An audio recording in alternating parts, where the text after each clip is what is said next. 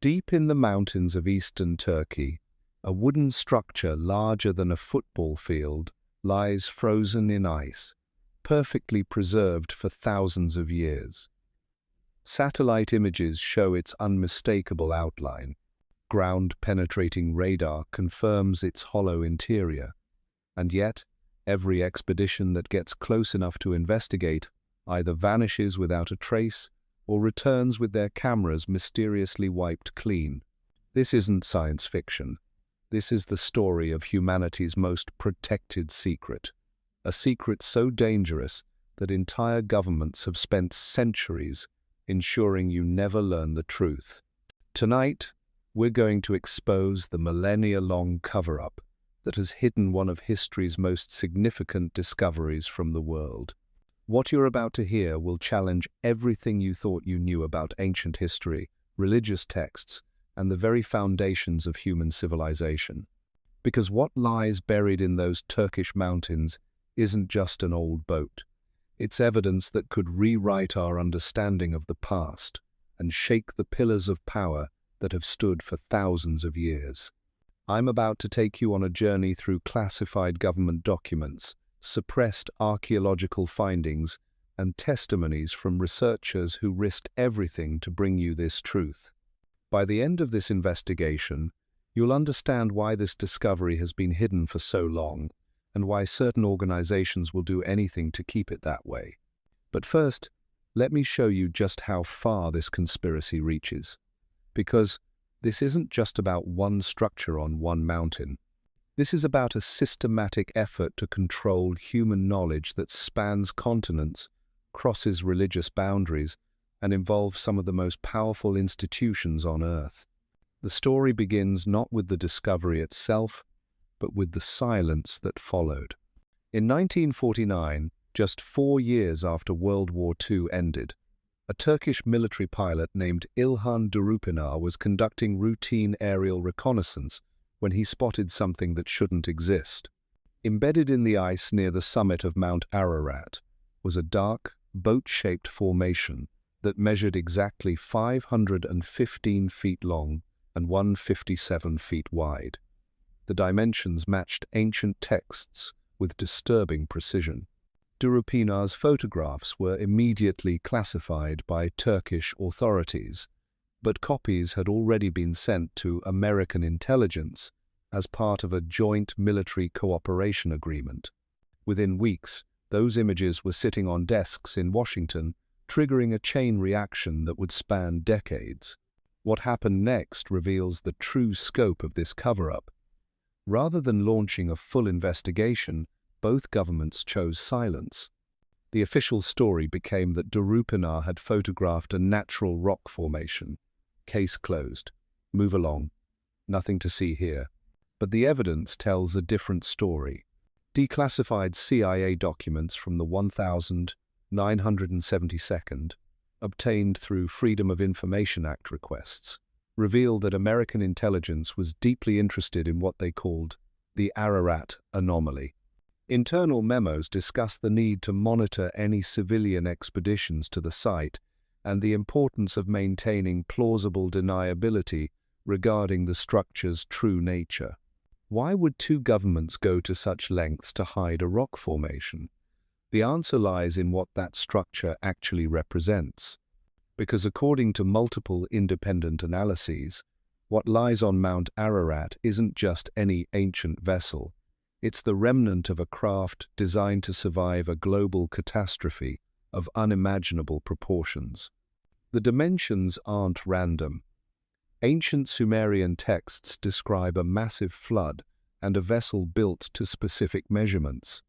The Epic of Gilgamesh, written thousands of years before biblical accounts, details a boat of enormous size constructed to preserve life during a worldwide deluge. Hindu scriptures speak of Manu's Ark, built to survive the great flood that reset human civilization. Chinese legends tell of Nuwa's boat that carried survivors through the waters that covered the world. These aren't separate stories. They're different cultural memories of the same event. And that event left physical evidence that certain powers prefer to keep buried under ice and bureaucracy. But here's where the story gets truly disturbing. Over the past 70 years, at least 14 independent research teams have attempted to reach the site and conduct proper archaeological surveys. 7 of those expeditions simply vanished. Their members were never found. No distress signals, no wreckage, no trace. Of the remaining 7 teams, 3 returned with all their equipment mysteriously damaged or destroyed. Their cameras had been exposed to radiation. Their recording devices had been wiped clean. Their samples had disappeared from their possession during the journey back to civilization. The other 4 teams did manage to bring back evidence, but that evidence has a strange habit of vanishing once it reaches academic institutions or government facilities. Photographs disappear from archives. Wood samples are lost during testing. Video footage develops unexplained technical problems that render it useless. Dr. Marcus Chen, a geologist who participated in a 1987 expedition, described what happened to his team's findings in a 2003 interview that was quickly scrubbed from the internet. According to Chen, they had collected multiple wood samples from the structure and documented its internal chambers using ground-penetrating radar. The wood was ancient, preserved by the extreme cold, and showed clear signs of having been worked by tools. But when Chen's team returned to the United States, they were met at the airport by federal agents who confiscated all their materials under the National Security Act.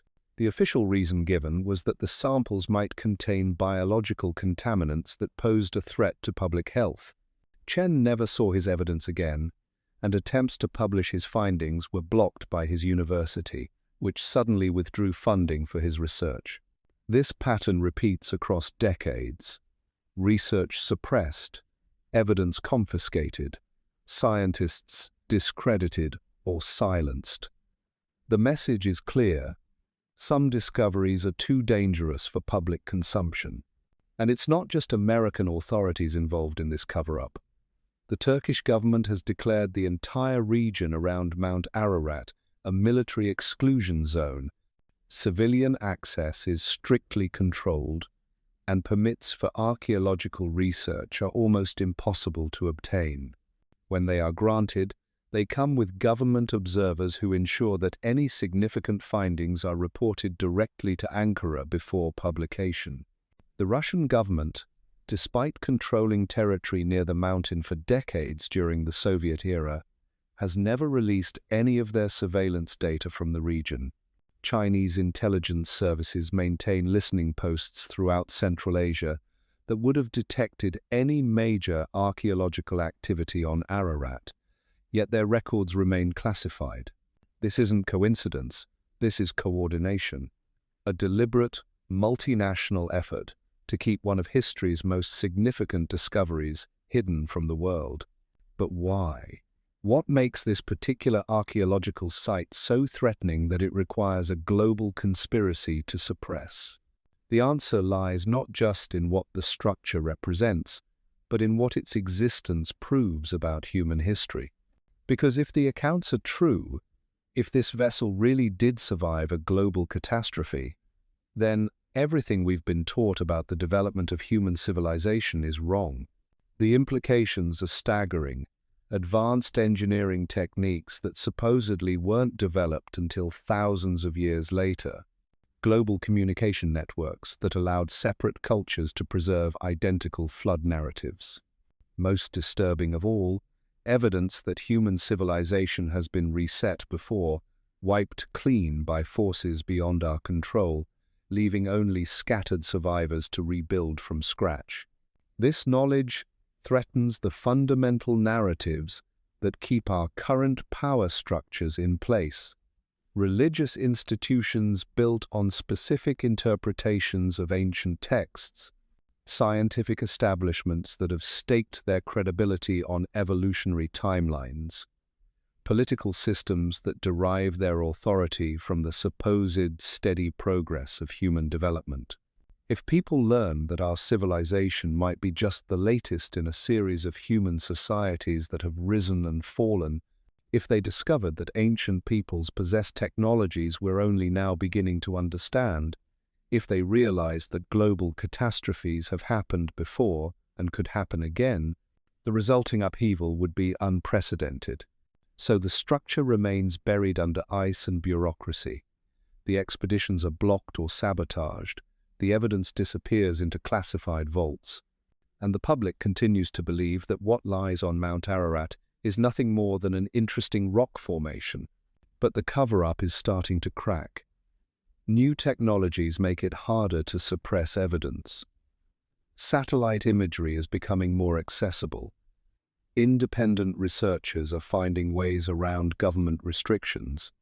And more importantly, insiders are beginning to speak out.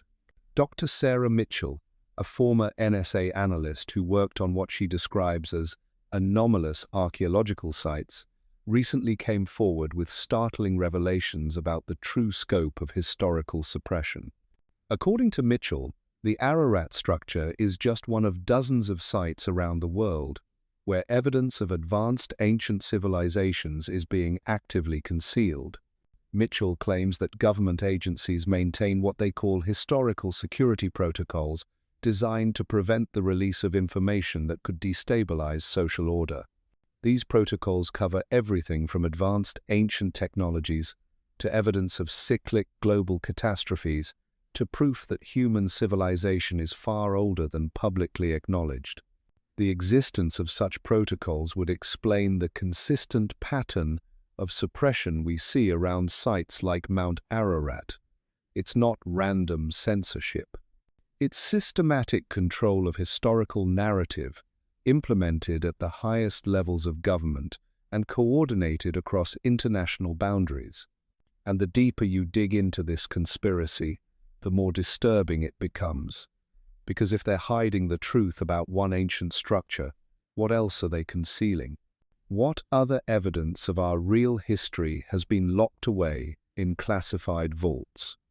What other discoveries have been suppressed to protect the established order?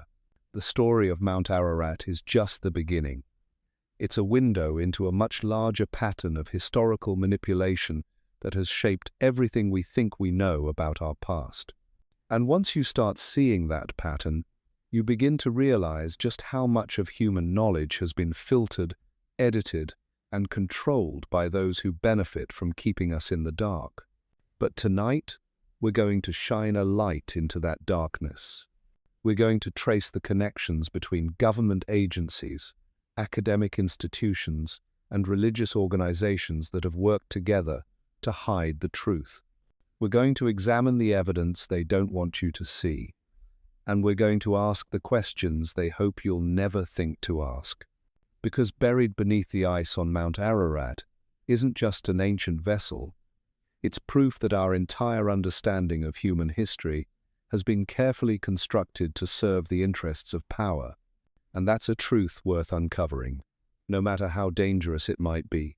The evidence hidden in classified archives tells an even more disturbing story, because what we've uncovered about Mount Ararat is just the tip of an iceberg that extends deep into the foundations of human knowledge itself. In 1973, a joint CIA-NSA operation called Project Silent History was established with one specific mandate: identify and neutralize any archaeological discoveries that could threaten what they termed civilizational stability. Declassified budget documents show that this project received funding comparable to major military operations, with resources dedicated to monitoring archaeological sites across 6 continents. The project's existence was confirmed by leaked documents obtained by investigative journalist Rebecca Torres in 2019. According to these files, Silent History maintained a network of embedded agents within major universities, archaeological societies, and even religious institutions. Their job was simple: identify potentially disruptive discoveries before they could reach public attention, then ensure those discoveries disappeared through a variety of means. Sometimes this meant confiscating evidence under national security pretenses.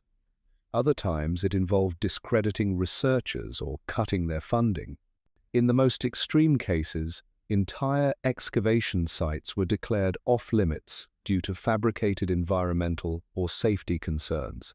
But the Mount Ararat structure presented a unique challenge.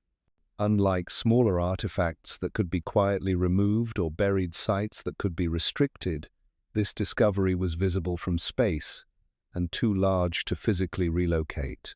The solution was more sophisticated: create a web of disinformation so complex that even if people suspected the truth, they could never prove it. The disinformation campaign began almost immediately after Du Rupenar's 1949 photographs. Geologists were paid to publish papers explaining how natural rock formations could create boat-like shapes through erosion. Religious scholars were encouraged to emphasize the metaphorical rather than literal interpretation of flood narratives. Media outlets received carefully crafted stories about hoaxes and misidentified geological features. Most insidiously, legitimate researchers who showed interest in the site were fed false information designed to discredit their work. They were given access to fabricated documents, planted evidence, and manufactured testimonies that would make their eventual publications look foolish. When these researchers inevitably published flawed conclusions based on the false information they'd been given, it reinforced the narrative that anyone investigating Ararat was either deluded or fraudulent. Dr. James Whitmore, an archaeologist who spent 15 years trying to organize a legitimate expedition to Mount Ararat, described the systematic obstruction he encountered. Every time his team secured funding, last-minute complications would arise. Equipment would malfunction or disappear. Local guides would suddenly become unavailable. Government permits would be revoked without explanation. Most disturbing of all, Whitmore discovered that some of his own team members were reporting his activities to unknown government contacts. When he confronted one of these informants, the man broke down and admitted he'd been approached by federal agents who threatened both his career and his family if he didn't cooperate. This level of infiltration suggests resources and coordination far beyond what any single government agency could manage. We're looking at a network that spans multiple countries, involves civilian and military intelligence services, and has the power to manipulate academic institutions, media organizations, and even religious groups. But who's really behind this network? The trail leads to an organization most people have never heard of: the Institute for Historical Continuity. Established in 1952 with funding from undisclosed private donors, the IHC operates as a think tank dedicated to what they call maintaining social stability through historical narrative management. On the surface, the IHC appears to be a legitimate research organization. They publish papers on historical methodology, host academic conferences, and maintain relationships with universities worldwide. But leaked internal documents reveal a very different agenda. According to these documents, the IHC operates on the principle that certain historical truths are too dangerous for public knowledge. Their researchers are tasked with identifying discoveries that could destabilize existing social, religious, or political frameworks and developing strategies to neutralize the threat these discoveries pose. The IHC's influence extends far beyond academic circles. They maintain advisory relationships with government agencies, provide consultation to religious organizations, and even advise media companies on how to handle potentially disruptive historical content. Their budget, funded through a complex network of private foundations and government contracts, allows them to operate with virtually unlimited resources. One former IHC researcher, speaking anonymously, described the organization's approach to sites like Mount Ararat. Rather than outright suppression, they prefer what they call managed revelation. This involves controlling the flow of information so that any truths that do emerge are presented in ways that minimize their disruptive potential. For example, If evidence of the Ararat structure's artificial nature became undeniable, the IHC would ensure that the discovery was framed as an interesting historical curiosity rather than proof of advanced ancient civilizations or global catastrophes. They might acknowledge that ancient peoples built a large vessel, but emphasize that it was merely a local flood response rather than evidence of worldwide catastrophe. This approach allows them to appear transparent while actually maintaining control over how information is interpreted and what conclusions the public draws from it. It's a sophisticated form of truth management that's far more effective than simple censorship. The IHC's internal communications reveal their deep concern about what they call cascade effects. Their research suggests that certain historical revelations could trigger widespread questioning of established narratives, leading to social instability, religious upheaval, and political chaos. In their view, controlling historical knowledge isn't about hiding truth, it's about protecting civilization itself. But this raises a fundamental question.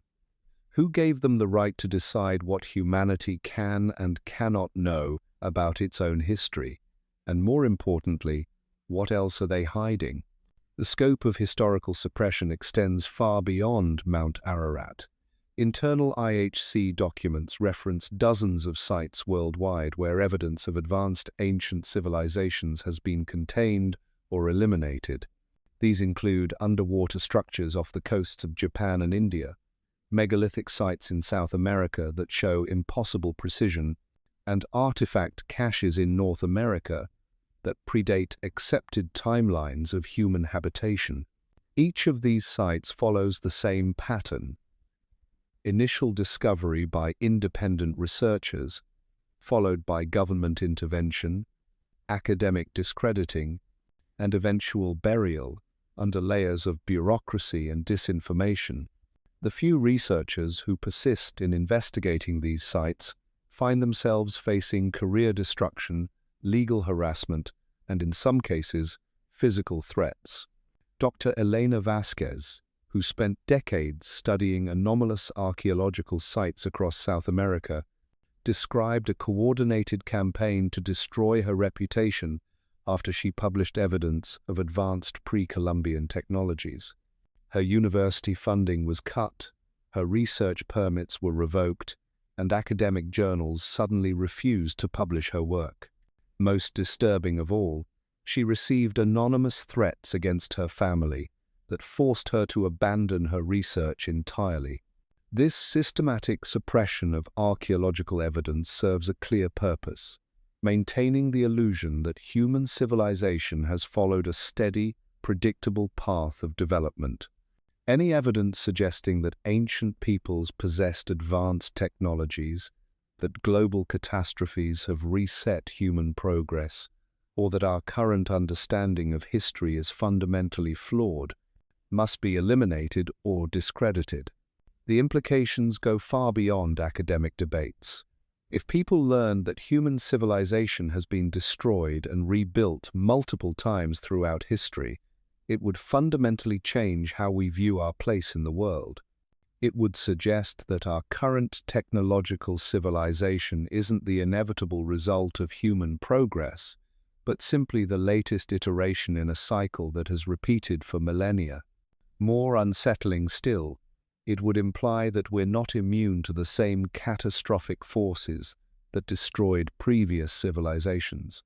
This knowledge would likely trigger demands for different priorities in government spending, scientific research, and social planning. People might question why we're not preparing for potential global catastrophes instead of assuming our technological civilization will continue indefinitely. The religious implications are equally destabilizing. Many of the world's major religions are built on specific interpretations of ancient texts and historical events. Evidence that these texts describe real historical catastrophes and advanced ancient civilizations would force fundamental reconsiderations of religious doctrine and authority. Political systems would face similar challenges. Much of our current global order is based on assumptions about the steady progress of human development and the superiority of modern Western civilization.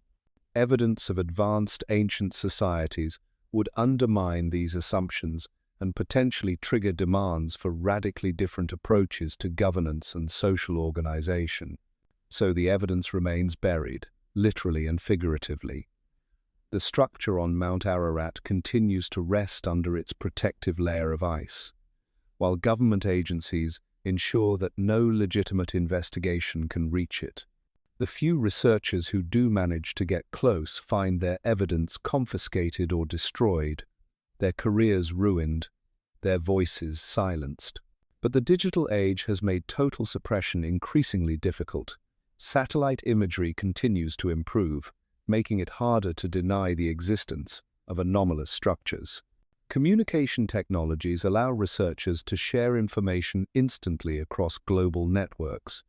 Most importantly, a new generation of investigators has emerged, people who are willing to risk everything to uncover the truth about our hidden history. These modern truth seekers operate differently than their predecessors.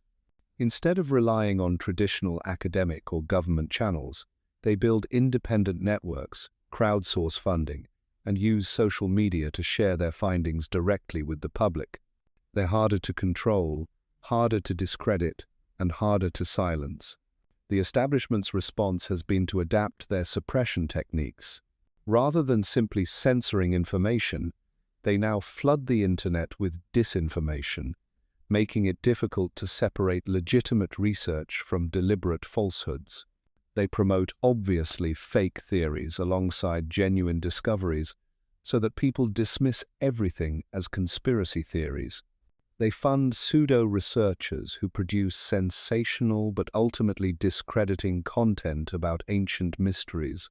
This information warfare has created a landscape where truth and fiction are deliberately entangled, making it nearly impossible for the average person to know what to believe. But if you know how to look past the noise, the evidence is still there, waiting to be uncovered. The story of Mount Ararat is that evidence in action. It's proof that powerful organizations will go to extraordinary lengths to control what we know about our own history. And once you understand how this system of suppression works, you begin to see it everywhere in the gaps in archaeological records, in the silence surrounding certain discoveries, in the systematic discrediting of researchers who ask inconvenient questions. But their control is not absolute. Cracks are appearing in the wall of secrecy they've built around our past. And with each new revelation, with each piece of evidence that slips through their net, we move closer to understanding the true story of human civilization. The question is, are you ready to learn what they've been hiding? Because once you see the truth about our history, once you understand the scope of the deception that's been perpetrated against humanity, there's no going back to comfortable ignorance. The truth about what lies beneath Mount Ararat's ice becomes even more chilling when you examine the physical evidence that has managed to slip through their network of suppression. Because despite decades of systematic cover-up, fragments of proof continue to surface in the most unexpected places. In 1988, a Turkish construction crew working on a military installation near the base of Mount Ararat uncovered something that wasn't supposed to exist. While excavating the foundation for a communications tower, their equipment struck what appeared to be worked timber buried 15 feet underground. The wood was ancient, preserved by mineral deposits, and showed clear evidence of sophisticated joinery techniques. The construction foreman, Mehmet Ozkaya, recognized the significance of what they'd found. Against direct orders from his military supervisors, he secretly collected several samples before the site was sealed and declared off-limits. Those samples eventually made their way to Dr. Hiroshi Tanaka, a wood specialist at Tokyo University who was willing to analyze them without reporting to government authorities. Tanaka's results were extraordinary. Carbon dating placed the wood at approximately 4,000, 800 years old, consistent with ancient flood narratives. But more importantly, microscopic analysis revealed tool marks that couldn't have been made with Bronze Age implements. The cuts were too precise, too uniform, suggesting the use of advanced metallurgical techniques that supposedly weren't developed until centuries later. Even more disturbing was what Tanaka found embedded within the wood fibers themselves, trace amounts of a resin compound that doesn't match any known natural source. Chemical analysis suggested it was artificially created, a preservation treatment designed to protect the wood from decay over millennia. The sophistication of this compound rivals modern wood preservation techniques. When Tanaka attempted to publish his findings, he encountered the same pattern of obstruction that has silenced so many others. His university suddenly withdrew support for his research. Academic journals refused to review his papers. And most tellingly, someone broke into his laboratory and destroyed all remaining samples, along with his detailed notes. But Tanaka had been careful. Before his lab was ransacked, he'd sent copies of his analysis to colleagues in 3 different countries. Those copies still exist, hidden in private collections, providing undeniable proof that the Mount Ararat structure contains materials that challenge everything we've been told about ancient technological capabilities. The pattern of evidence suppression extends beyond physical artifacts, to include eyewitness testimonies that paint an even more remarkable picture. Between 1955 and 1985, at least 12 commercial airline pilots reported seeing the structure during flights over eastern Turkey. Their descriptions were remarkably consistent: a dark, ship-shaped object embedded in ice near Ararat's summit, clearly artificial in origin and massive in scale. Captain Robert Hayes, a TWA pilot who flew the Turkey-Europe route for 15 years, provided the most detailed account. During a 1973 flight, unusually clear weather allowed him to observe the structure for nearly 10 minutes. Hayes described seeing what appeared to be multiple levels or decks within the formation, along with what looked like ventilation systems and internal chambers. Hayes immediately reported his sighting to aviation authorities upon landing in Paris. Within hours, he was contacted by individuals identifying themselves as American intelligence officers who demanded all photographs and detailed descriptions of what he'd observed. When Hayes complied, he was warned that discussing the incident with anyone could result in the revocation of his pilot's license and potential criminal charges under espionage laws. Similar threats were made to other pilots who reported sightings. Some were transferred to different routes. Others found their careers mysteriously derailed by sudden safety violations or medical disqualifications. The message was unmistakable: keep quiet about what you've seen or face professional destruction. But the most compelling evidence comes from an unexpected source: declassified Soviet intelligence documents obtained after the fall of the communist government. These files reveal that the USSR maintained constant surveillance of Mount Ararat throughout the Cold War, not for military reasons, but because they too had discovered the anomalous structure and were desperately trying to reach it before Western powers could claim it. According to these documents, Soviet satellites detected unusual thermal signatures from the Ararat site, beginning in the 1962nd. The ice surrounding the structure showed temperature variations that suggested hollow spaces beneath, consistent with internal chambers or compartments. More intriguingly, the thermal patterns seemed to shift seasonally, implying that whatever lay buried retained some form of structural integrity that affected heat distribution. The Soviets launched at least 6 covert expeditions to reach the site between 1965 and 1979. 3 of these missions simply vanished without trace. their fate unknown. The remaining 3 returned with reports so extraordinary that they were immediately classified at the highest levels of state security. One surviving report, authored by Colonel Viktor Petrov in 1976, describes his team's successful approach to within 50 meters of the structure. According to Petrov, the object was clearly artificial, with visible seams and joints that indicated sophisticated construction techniques. Most remarkably, his team detected electromagnetic anomalies in the vicinity of the structure, suggesting the presence of metallic components, or possibly even residual electrical activity. Petrov's report also mentions the discovery of what appeared to be anchor stones scattered around the structure's perimeter.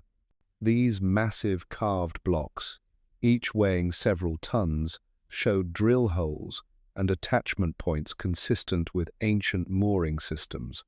The implications were staggering. Whoever built the structure had not only created a vessel capable of surviving global catastrophe, but had also developed the engineering capability to anchor it securely during the worst storm conditions imaginable. The Soviet expeditions were terminated abruptly in 1979 following what the documents describe as unforeseen complications. The nature of these complications is redacted from the declassified files, but subsequent reports reference international agreements and mutual security arrangements that suggest the Soviets had reached some form of understanding with Western powers about leaving the site undisturbed. This cooperation between ideological enemies reveals the true priority both superpowers placed on suppressing the Ararat discovery. Even at the height of the Cold War, when both nations were locked in global competition, they found common ground in ensuring that certain truths remained hidden from their own populations. The financial resources devoted to this suppression are staggering. Budget analysis of declassified documents shows that between 1,950 and 1,990 American intelligence agencies spent over $2 billion in inflation-adjusted currency on what they termed archaeological security operations. This funding supported not just active suppression efforts, but also the creation of alternative explanations and the discrediting of legitimate researchers.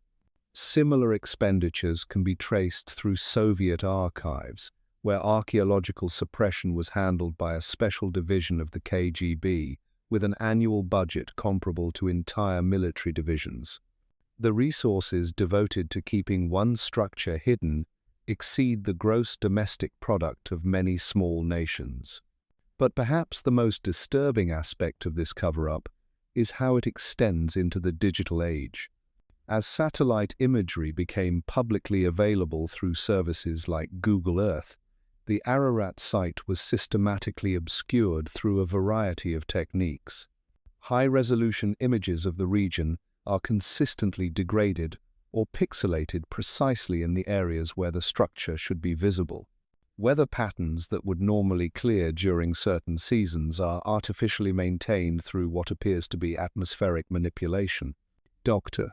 Lisa Chang, a former Google Earth engineer who worked on satellite image processing, came forward in 2018 with allegations that her team was instructed to apply specific filters to certain geographic coordinates. According to Chang, these filters were designed to obscure ground features that had been flagged by government agencies as sensitive locations. When Chang questioned why a remote mountain region in Turkey would require such treatment, she was told only that it was a matter of international security cooperation. Her access to the relevant image files was subsequently restricted, and she was transferred to a different department within the company. Chang's revelations suggest that the suppression network has adapted to modern technology, using the same digital tools that should make information more accessible to instead create new forms of censorship. If private companies can be compelled to alter satellite imagery of archaeological sites, What other forms of digital manipulation might be occurring without public knowledge? The implications extend beyond simple image modification. Social media algorithms can be adjusted to suppress certain types of content. Search engines can be programmed to bury specific information beneath layers of irrelevant results. Academic databases can be filtered to exclude papers that discuss forbidden topics. The same technology that promises to democratize information can be weaponized to control it more effectively than ever before. This digital suppression is particularly insidious because it's invisible to most users. Unlike traditional censorship, which leaves obvious gaps in available information, algorithmic suppression creates the illusion of open access while actually limiting what people can find. Researchers investigating forbidden topics find themselves trapped in what amounts to digital quicksand, where each search leads deeper into irrelevant results rather than closer to truth. But the digital age has also created new vulnerabilities in the suppression network. Information can be copied and distributed instantly across multiple platforms. Encrypted communication allows researchers to coordinate without government surveillance. Most importantly, the sheer volume of digital information makes it increasingly difficult to control every piece of evidence that leaks out. Anonymous whistleblowers have begun releasing troves of classified documents through secure channels. Satellite data that should have been scrubbed occasionally appears on file-sharing networks before it can be removed. Former government employees use encrypted messaging to share information they could never publish openly. These digital leaks have revealed the existence of suppression protocols for dozens of archaeological sites worldwide. The Mount Ararat structure is just one entry in a vast catalogue of forbidden discoveries that spans every continent. Each site follows similar patterns: initial discovery, followed by government intervention, academic suppression, and public disinformation campaigns. What emerges from these leaked documents is a picture of systematic historical manipulation on a scale that defies comprehension. We're not talking about isolated incidents of censorship, but rather a coordinated global effort to control human knowledge about our own past. The resources devoted to this effort, the international cooperation it requires, and the sophisticated techniques employed suggest an organization with power that transcends national governments. The question that haunts every researcher who uncovers these patterns is simple. What could be so dangerous about our history that it requires this level of suppression? What truths about human civilization are so threatening that entire governments will cooperate to keep them hidden? The answer may lie not just in what these discoveries reveal about our past, but in what they predict about our future. Because if human civilization has risen and fallen before, if global catastrophes have repeatedly reset our progress, if ancient peoples possess technologies we're only now beginning to understand, then everything we assume about our current trajectory may be wrong. The structure on Mount Ararat isn't just evidence of ancient engineering capabilities. It's proof that our predecessors knew something was coming. They built a vessel designed to survive the unsurvivable, to preserve life through catastrophe, to ensure that human civilization could continue even after the world ended. That knowledge, that preparation, that understanding of cyclical catastrophe, this may be what the suppression network fears most. Because once people understand that global resets have happened before, they begin to ask uncomfortable questions about when the next one might occur. And those questions lead to demands for different priorities, different preparations, different approaches to civilization itself.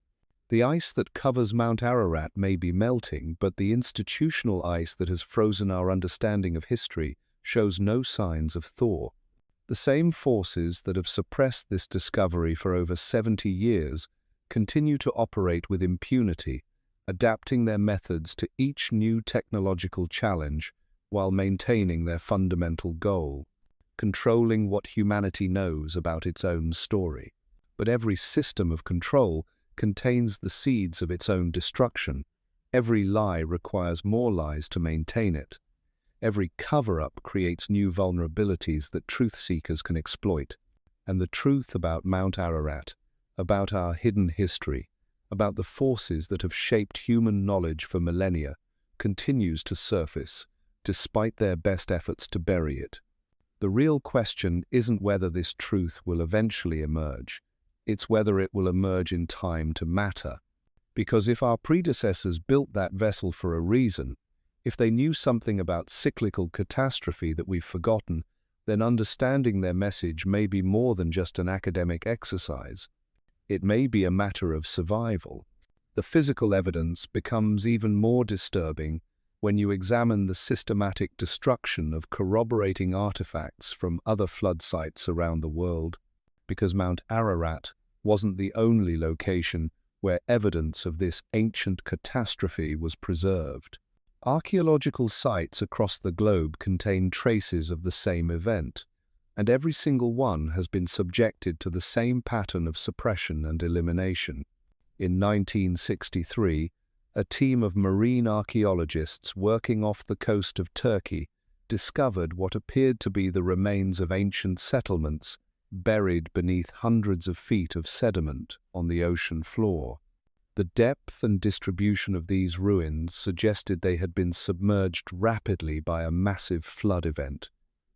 Carbon dating placed the destruction at approximately the same time period as the Mount Ararat structure. Dr. Alexandra Petrov, the marine archaeologist who led the expedition, described finding intact buildings with their roofs still in place, suggesting the settlements had been buried so quickly that normal decay processes couldn't occur. Even more intriguing were the massive stone anchors found scattered throughout the submerged ruins, each one carved with symbols that matched inscriptions found on similar artifacts near Mount Ararat. Petrov's team collected dozens of these artifacts and documented the underwater sites with thousands of photographs. But when they attempted to return the following year for additional research, they found their excavation permits had been revoked by Turkish authorities. More disturbing still, when they tried to publish their findings, they discovered that all their photographic equipment had been mysteriously damaged during transport, rendering their visual evidence unusable. The pattern repeats across continents. In the American Southwest, Navajo tribal lands contain numerous sites with flood deposits that coincide perfectly with the global catastrophe timeframe. These sites have yielded artifacts showing clear evidence of advanced metallurgy and precision stone cutting that challenges accepted timelines of North American development. Yet every attempt to conduct formal archaeological surveys has been blocked by a combination of federal regulations and tribal restrictions that seem designed more to prevent discovery than to protect sacred sites. Maria Gonzalez, a respected archaeologist who spent 15 years trying to gain access to these sites, described encountering the same bureaucratic maze that researchers face at Mount Ararat. Permits would be approved, then suddenly revoked. Funding would be promised, then mysteriously withdrawn. Local guides, who had initially agreed to help, would change their minds without explanation, often citing pressure from unidentified federal agents.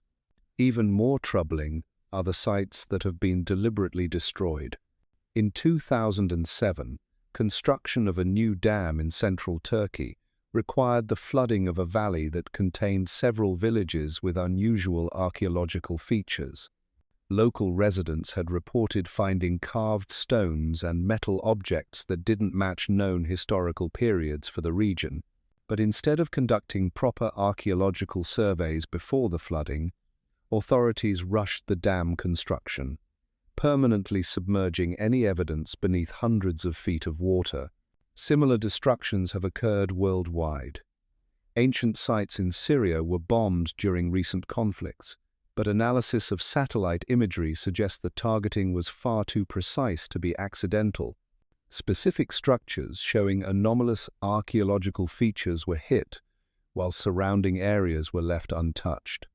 The excuse of collateral damage rings hollow when you examine the surgical precision with which these sites were eliminated. In South America, the pattern is even more blatant. Indigenous communities across the Amazon basin have oral traditions describing great floods and the vessels that carried their ancestors to safety. Many of these communities maintain sacred sites where artifacts from these ancient vessels are supposedly buried. But development projects consistently target these exact locations, often with funding from international organizations that seem more interested in destroying evidence than in genuine development. Dr. Carlos Mendoza, an anthropologist who worked with indigenous communities for over 2 decades, documented this systematic destruction in a series of papers that were quickly suppressed by academic institutions. According to Mendoza, international mining and logging operations were being guided to sites of archaeological significance with suspicious accuracy. The companies involved claimed they were following geological surveys, but the precision with which they targeted specific locations suggested access to archaeological intelligence that shouldn't have been available to private corporations. When Mendoza tried to expose this pattern, he faced the same systematic destruction that other researchers have encountered. His university funding was cut. His research permits were revoked. Academic journals suddenly refused to publish his work. Most disturbing of all, several of the indigenous communities he had worked with were relocated by government authorities, often to areas where they could no longer access their traditional sacred sites. The scope of this destruction suggests resources and coordination that go far beyond what any single government or organization could manage independently. We're looking at a network that spans multiple countries, operates across different industries, and has the power to manipulate everything from academic publishing to international development projects. But who has this kind of reach? The trail leads back to the same shadowy organizations that have been suppressing evidence about Mount Ararat for decades. Internal documents from the Institute for Historical Continuity reveal that they maintain what they call preventive archaeology protocols, designed to identify and eliminate potentially disruptive sites before they can be properly studied. These protocols involve monitoring archaeological surveys worldwide, identifying discoveries that could challenge established historical narratives, and then deploying a range of tactics to neutralize the threat. Sometimes this means discrediting researchers or cutting their funding. Other times, it involves more direct methods like site destruction or evidence confiscation. The IHC's reach extends into international development organizations, mining companies, and even military contractors. Through a complex network of consulting relationships and advisory positions, they can influence decisions about where dams get built, where mining operations are established, and where military actions are conducted. This allows them to ensure that sites containing inconvenient evidence are destroyed under the cover of legitimate development or conflict. The financial resources required for this level of control are staggering. Budget analysis suggests that archaeological suppression operations consume billions of dollars annually, funded through a maze of private foundations, government contracts, and corporate partnerships that make the money flow virtually impossible to trace. But perhaps the most chilling aspect of this suppression network is how it has infiltrated the scientific establishment itself. Universities that should be bastions of free inquiry have become gatekeepers of approved knowledge. Academic journals that should publish groundbreaking discoveries instead serve as filters to prevent inconvenient truths from reaching public attention. Dr. Richard Hayes, a former editor at one of archaeology's most prestigious journals, came forward in 2015 with revelations about how editorial decisions are influenced by outside pressure. According to Hayes, the journal regularly received what were called advisory communications from unidentified sources regarding certain types of submissions. Papers dealing with anomalous archaeological findings, advanced ancient technologies, or evidence of global catastrophes were flagged for special review processes that almost invariably resulted in rejection. Hayes described the pressure as subtle but unmistakable. Reviewers were provided with context documents that highlighted potential problems with controversial research. Editorial board members were reminded of their responsibility to maintain scientific credibility when dealing with papers that challenged established timelines. Most insidiously, the journal's funding sources made it clear that continued support depended on maintaining appropriate editorial standards. When Hayes tried to publish a paper about this editorial manipulation, he discovered that every major journal in his field had received similar advisory communications about his own work. His paper was rejected by 17 different publications before he finally gave up and released it through an obscure online platform where it received virtually no attention. This corruption of the scientific publishing process ensures that evidence supporting alternative historical narratives never reaches mainstream academic discourse. Researchers who make inconvenient discoveries find themselves unable to publish their work in respected journals, which effectively ends their ability to influence academic opinion or secure funding for future research. The few papers that do manage to slip through this editorial filter are quickly countered by what appears to be coordinated responses from establishment researchers. Critical papers appear with suspicious speed, often containing detailed rebuttals that suggest the authors had advanced knowledge of the original research. The debates that follow are carefully managed to ensure that mainstream positions always appear more credible than alternative theories. This manufactured scientific consensus then becomes the foundation for educational curricula, media coverage, and public policy decisions. Students learn only approved versions of history. Journalists receive expert opinions that support established narratives. Government officials base their decisions on scientific advice that has been carefully filtered to exclude inconvenient truths. The result is a closed information system where dissenting voices are systematically excluded and alternative explanations are never given fair consideration. The public believes they're receiving objective scientific information, but they're actually consuming carefully curated content designed to maintain specific worldviews. Breaking through this system requires more than just discovering new evidence. It requires understanding how the suppression network operates and developing strategies to bypass their control mechanisms. This is why researchers like Dr. Sarah Mitchell have begun operating outside traditional academic channels using encrypted communications, crowdsourced funding, and alternative publishing platforms to share their findings.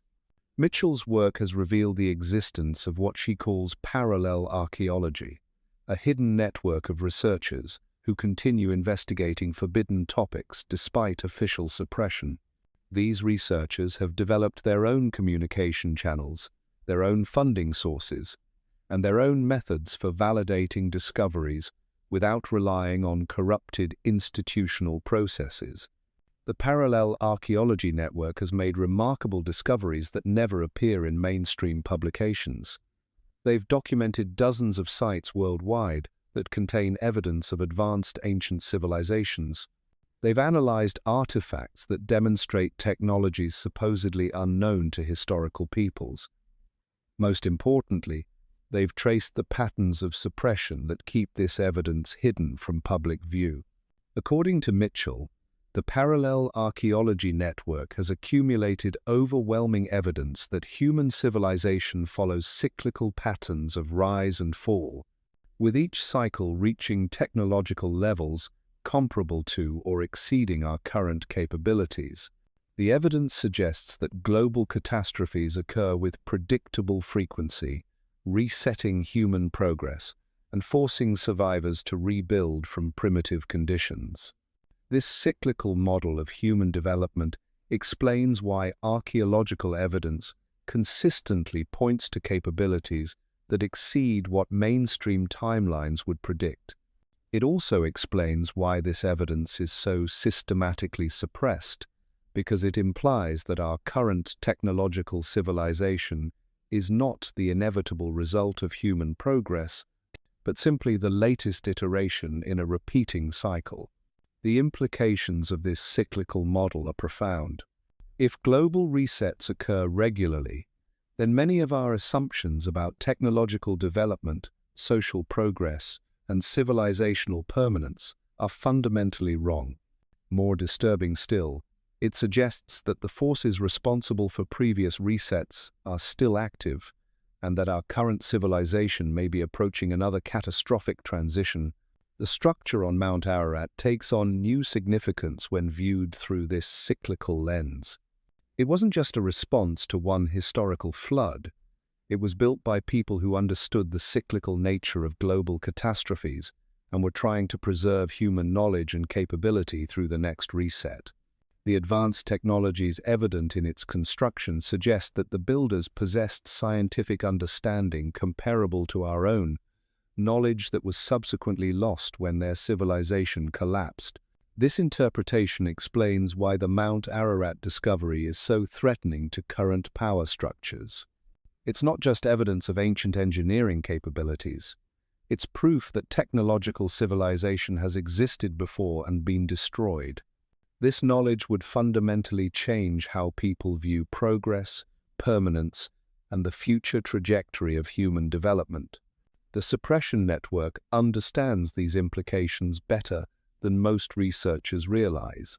Their goal isn't simply to hide individual discoveries, it's to maintain a worldview that supports current social, political, and economic structures. Evidence of cyclical civilizations would undermine faith in progress, challenge assumptions about technological inevitability, and potentially trigger demands for radically different approaches to long-term planning and resource allocation. But the suppression network faces an increasingly difficult challenge. Digital technologies make it harder to control information flow. Independent researchers are finding new ways to communicate and collaborate outside traditional channels.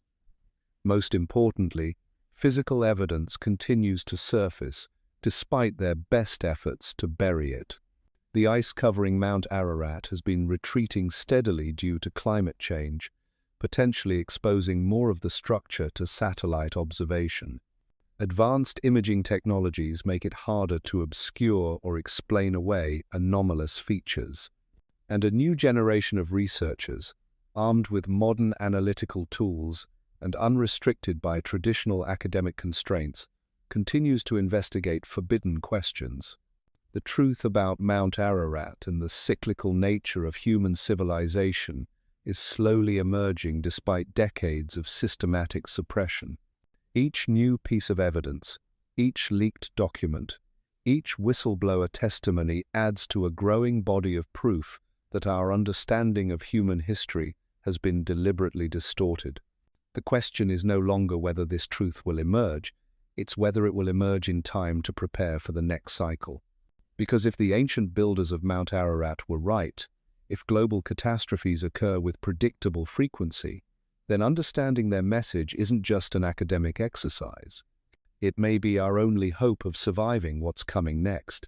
The patterns they recognized, the preparations they made, the knowledge they tried to preserve, all of this suggests they saw something approaching that required extraordinary measures to survive. The fact that their vessel remains buried under ice, while evidence of their civilization has been systematically erased from history, suggests they knew their warning would be suppressed by whatever forces survived their catastrophe. But their message persists in the structure itself, in the artifacts scattered around it, in the geological evidence of the global flood that necessitated its construction. And despite the best efforts of modern suppression networks, that message is finally beginning to reach those willing to listen. The countdown may have already begun, the cycles may already be turning, and the only question remaining is whether humanity will heed the warning buried beneath Mount Ararat's ice, or whether we'll repeat the same mistakes that destroyed our predecessors, leaving only scattered evidence for future archaeologists to puzzle over and suppress. The most terrifying aspect of this suppression becomes clear when you examine what happened to researchers who got too close to understanding the true timeline of global catastrophes. Because the Mount Ararat structure wasn't built in isolation, it was part of a worldwide network of survival infrastructure that ancient civilizations constructed in preparation for events they knew were coming.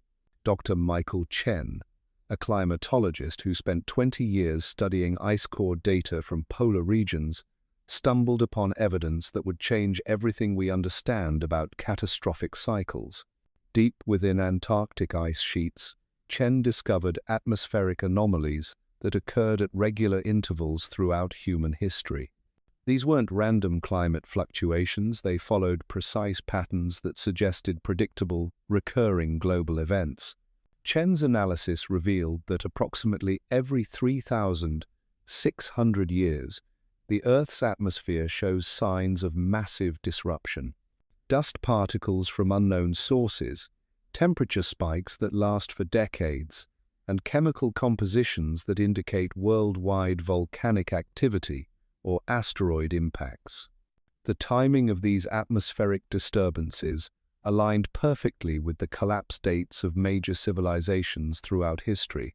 Most disturbing of all, Chen's data suggested that the most recent atmospheric anomaly occurred around 1200 BCE, exactly the time period when the Bronze Age collapse destroyed civilizations across the Mediterranean, when the Sea Peoples appeared from nowhere to devastate established kingdoms, and when countless cities were abandoned without explanation.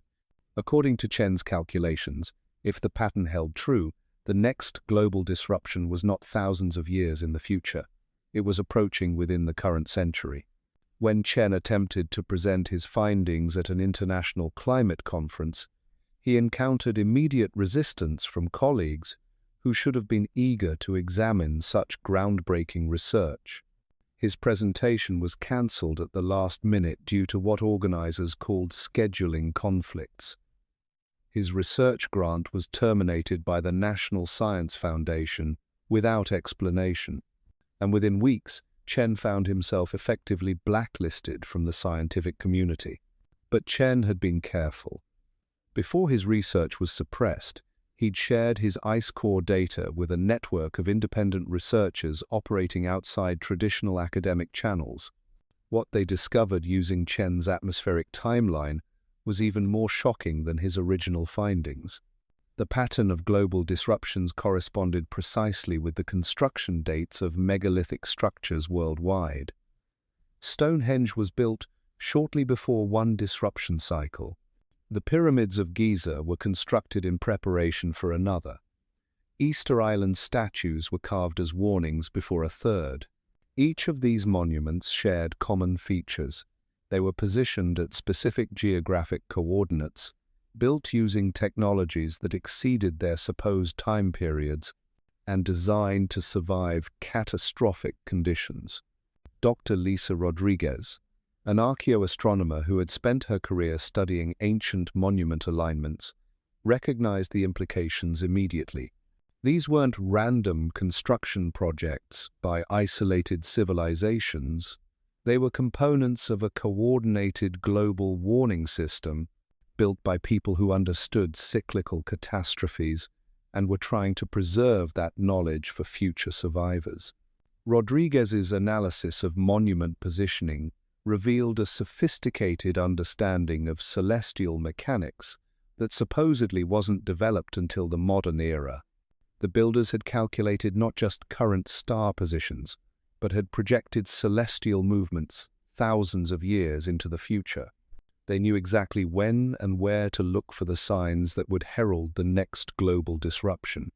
But when Rodriguez tried to publish her findings, she encountered the same systematic obstruction that had silenced Chen and countless others. Her university revoked her tenure without cause. Academic journals refused to review her papers, conference organizers stopped accepting her presentations. Within 2 years, one of archaeology's most respected researchers had been completely marginalized by her own profession. The speed and coordination of these suppressions revealed something that went far beyond simple academic disagreement. Someone was monitoring researchers worldwide, identifying those who approached forbidden knowledge, and deploying sophisticated tactics to silence them before their discoveries could reach public attention.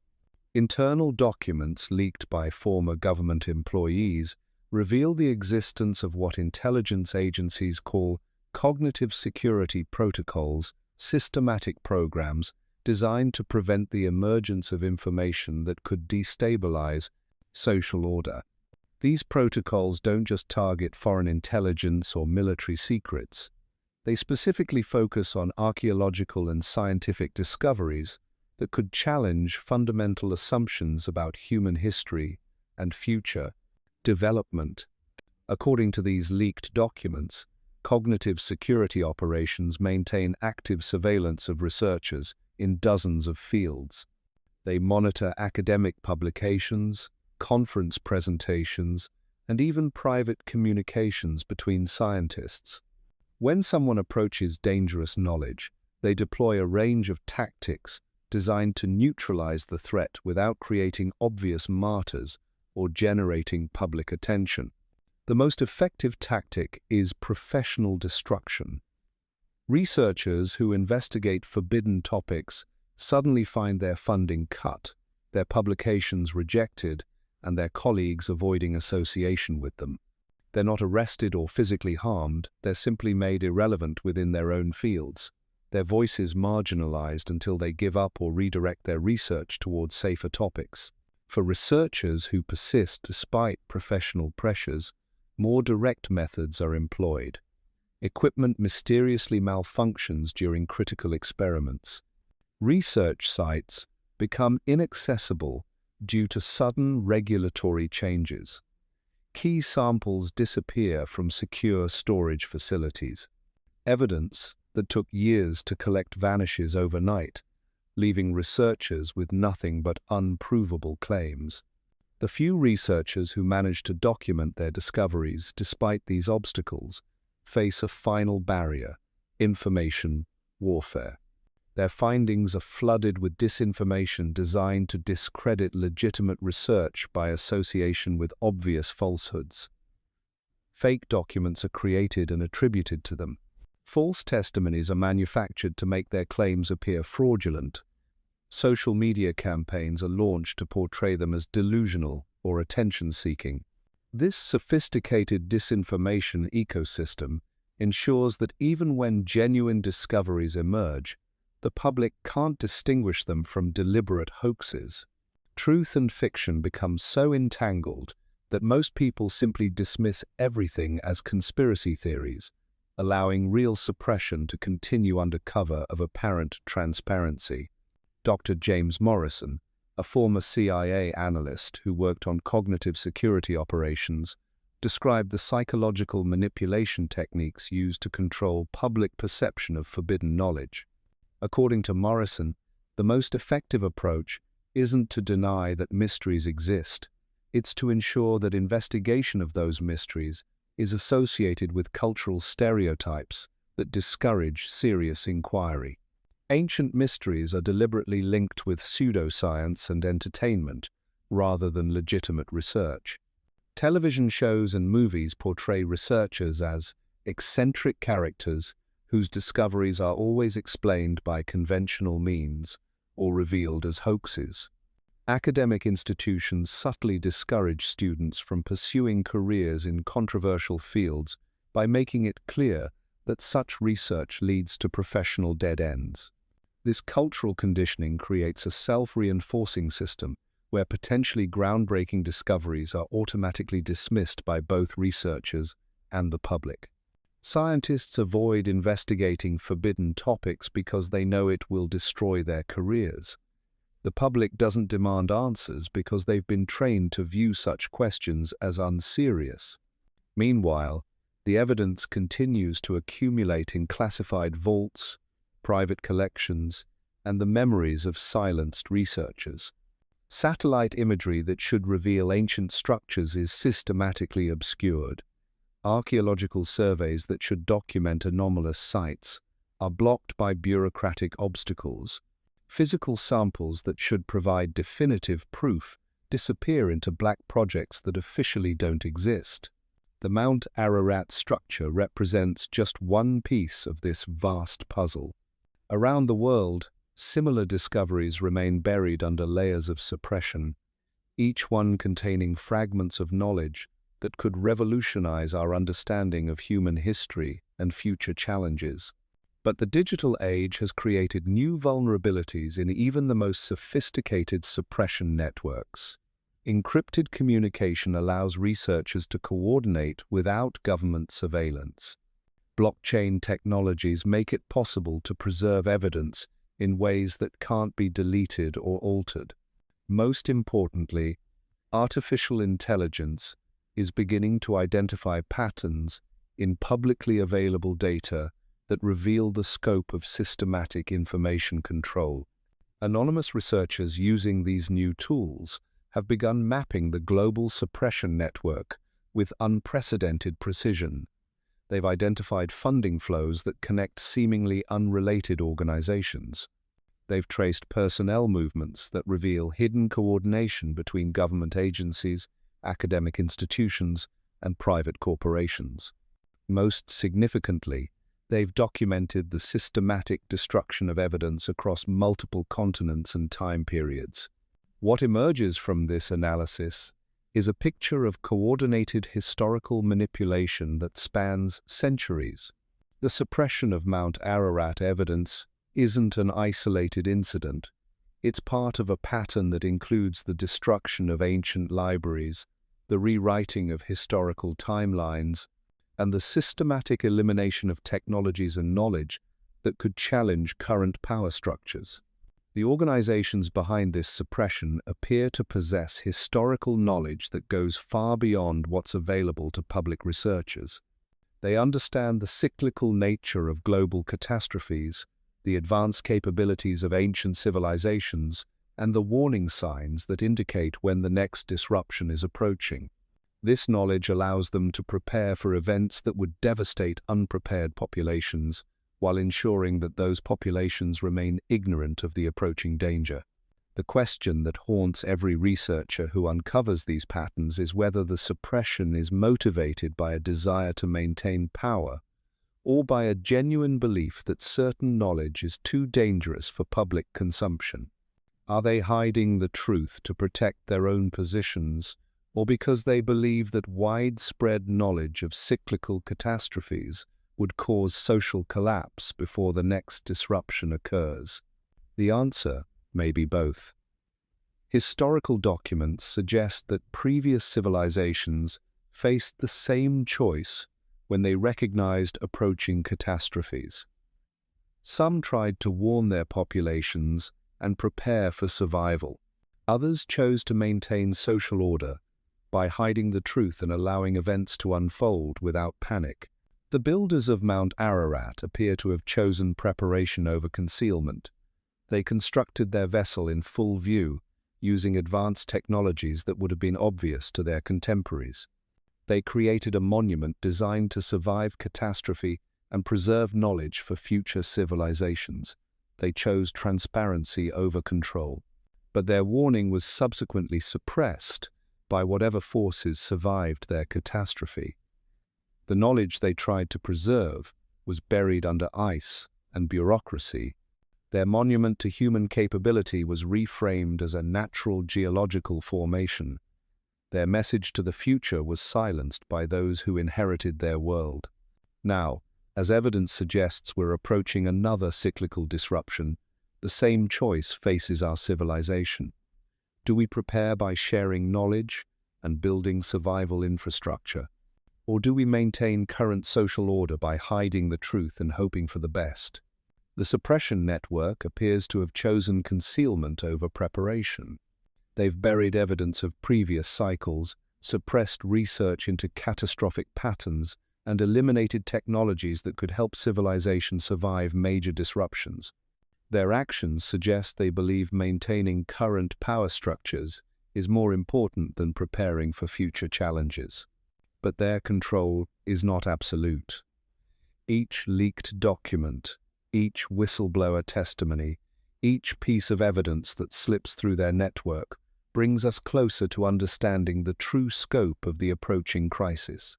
The ice covering Mount Ararat continues to retreat, potentially exposing more of the structure to observation. Advanced technologies make it harder to suppress evidence or control information flow. Most importantly, a new generation of researchers has emerged who are willing to risk everything to uncover the truth. The race is on between those who would hide the truth and those who would reveal it, between those who would maintain ignorance and those who would choose knowledge despite its dangers, between those who would preserve current power structures and those who would prepare for the survival of human civilization itself. The outcome of this race may determine whether our species survives the next global disruption or joins the ranks of previous civilizations whose warnings lie buried beneath ice, sand, and institutional amnesia. The message from Mount Ararat remains clear. Those who understand the cycles can prepare. Those who ignore them are doomed to repeat the mistakes of every civilization that thought it was immune to the forces that have shaped human history since the beginning. The countdown continues. The patterns are accelerating, and the choice between knowledge and ignorance, between preparation and denial, between survival and extinction, grows more urgent with each passing day. We've traveled together through classified documents, suppressed testimonies, and evidence that powerful forces have spent decades trying to bury. We've seen how governments cooperate across ideological boundaries to hide discoveries that could change everything. We've traced the money, the methods, and the motivations behind one of history's most elaborate cover-ups. The structure on Mount Ararat isn't just an ancient vessel preserved in ice. It's proof that our entire understanding of human civilization has been carefully constructed to serve the interests of those who control knowledge itself. It's evidence that cycles of catastrophe and renewal have shaped our species since the beginning, and that we may be approaching another turning point that will test everything we think we know about survival. The builders of that vessel saw something coming. They prepared. They tried to leave us a message about the patterns that govern our world. But that message was buried under layers of institutional control, academic gatekeeping, and systematic disinformation designed to keep us looking anywhere but at the truth. The question isn't whether this suppression will eventually crumble under the weight of its own contradictions. Digital technologies, independent researchers, and the simple passage of time are already exposing cracks in their carefully constructed narrative. The real question is whether the truth will emerge in time for us to understand what our predecessors were trying to tell us. Because if they were right about the cycles, if they were right about what's coming, then the warning buried beneath Mount Ararat's ice may be more than just a historical curiosity. It may be our roadmap to survival. The countdown continues. The evidence keeps surfacing, and somewhere in the Turkish mountains, ancient wood and stone wait patiently for the day when humanity finally chooses knowledge over comfortable ignorance. If you found this investigation compelling, if it changed how you see the gaps in our official history, then share it. Because the most powerful form of suppression isn't censorship, it's silence. And the only way to break that silence is to make sure these questions reach people who aren't afraid to ask them. The truth is out there. It's been waiting under the ice for over 70 years. The only question is whether we'll have the courage to face it before it's too late.